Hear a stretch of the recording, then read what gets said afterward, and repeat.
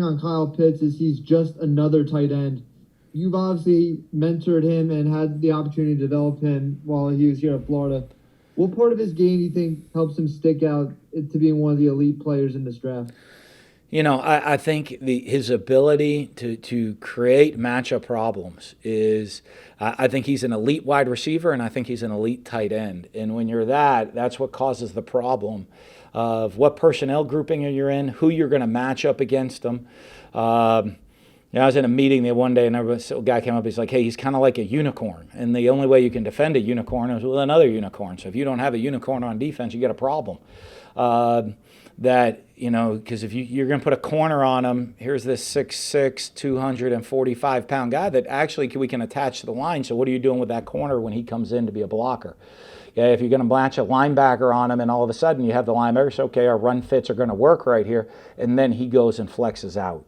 And what do you do at that point? How are you rolling coverage to or away from him? And what does that mean to the other receivers that are on the field? Because now are you rolling coverage to your number one receiver, or are you rolling coverage to the tight end? So the ability to move him around, he's not only is he a fun guy to coach on the field because he's got great character, great work ethic, all those things.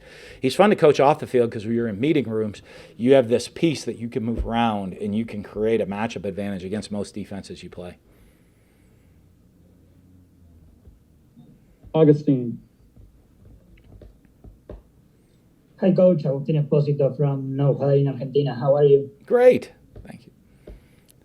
My question is there a player in this Gators draft class that is kind of getting the under the radar treatment for this April?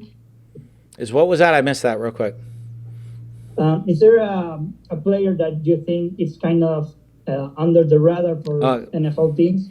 Yeah, I think there'll be a couple guys maybe that jump out. I know you have your big names like Kyle, with Kyle Pitts and Kyle Trask and Kadarius Toney. I know Marco Wilson had a big today and Trey Grimes, but it'd be interesting to see like a Stone Forsythe, a big athletic tackle with a great size and athleticism, of who's going to give him the opportunity maybe and see what he can do when you look at his size and his athleticism for a guy his size.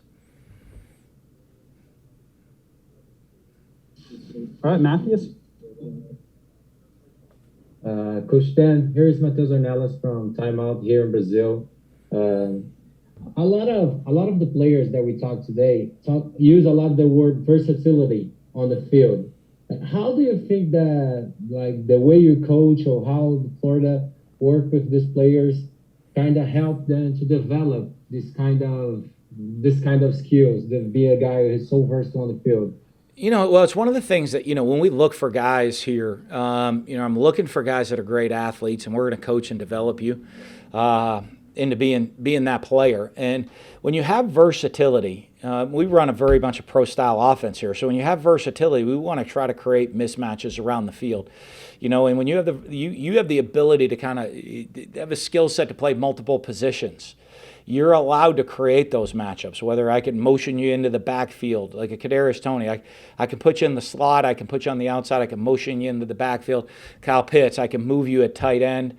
I can flex you out at receiver. A Trey Grimes, who's a big receiver. So I have a size matchup. I can vertically take the top off the coverage, but I have the size to come in and block and set edges and being a great blocking receiver as well. Marco Wilson, I can play corner or nickel in the slot.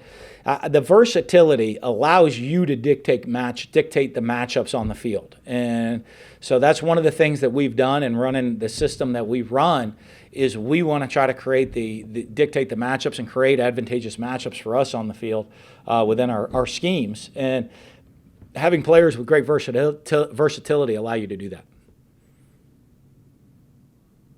Here we go, Rob of NBC 10.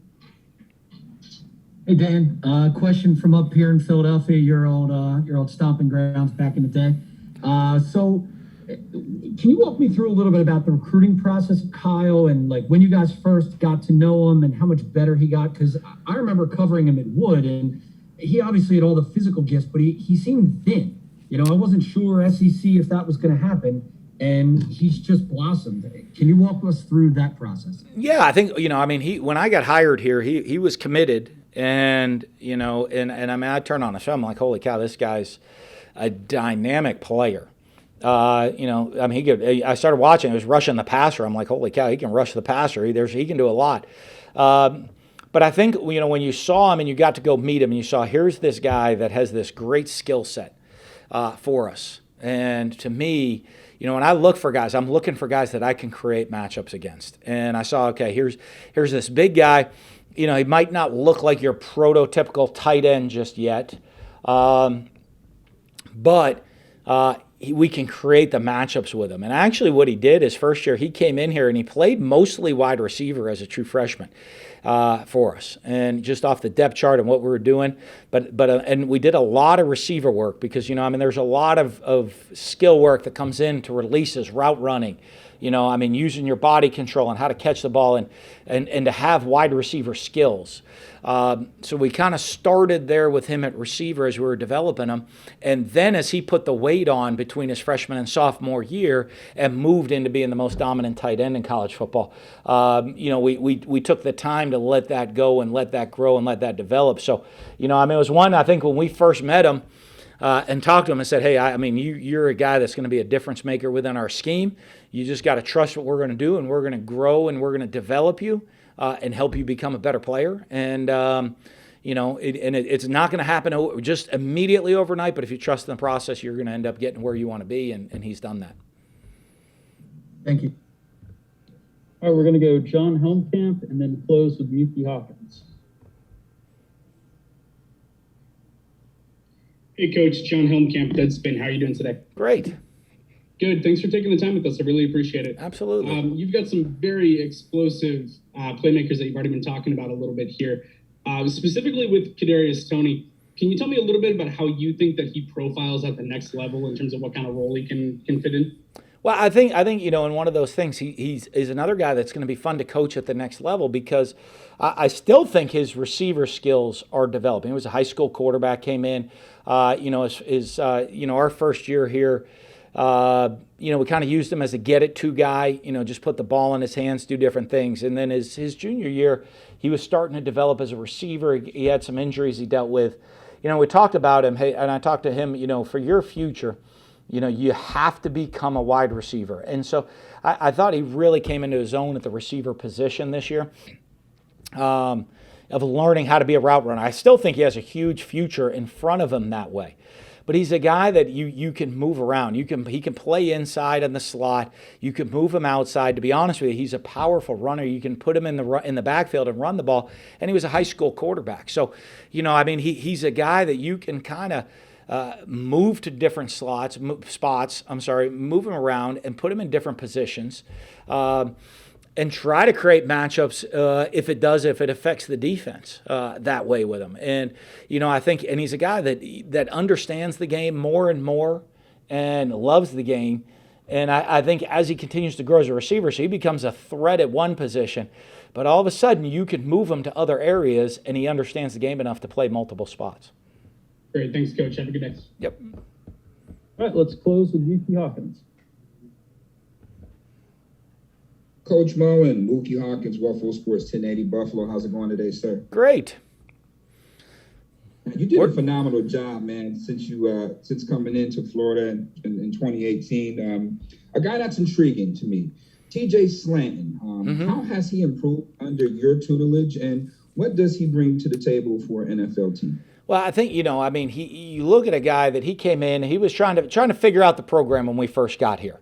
Obviously he's got a lot of talent, a lot of potential, and he's trying to figure it out, and it kind of took him a year to figure out, what our demands on him were going to be and how it was going to be and what our expectations of him were.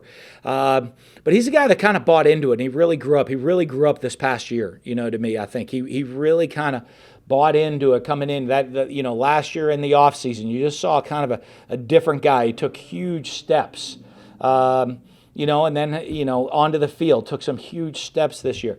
And so, with his potential, he's going to be a really intriguing prospect for people. Because if you look at him, the steps he took from his junior to senior year, he took a big step. And now you're asking that question, okay, I always hate that maybe we didn't get him to the level I expect him to be at.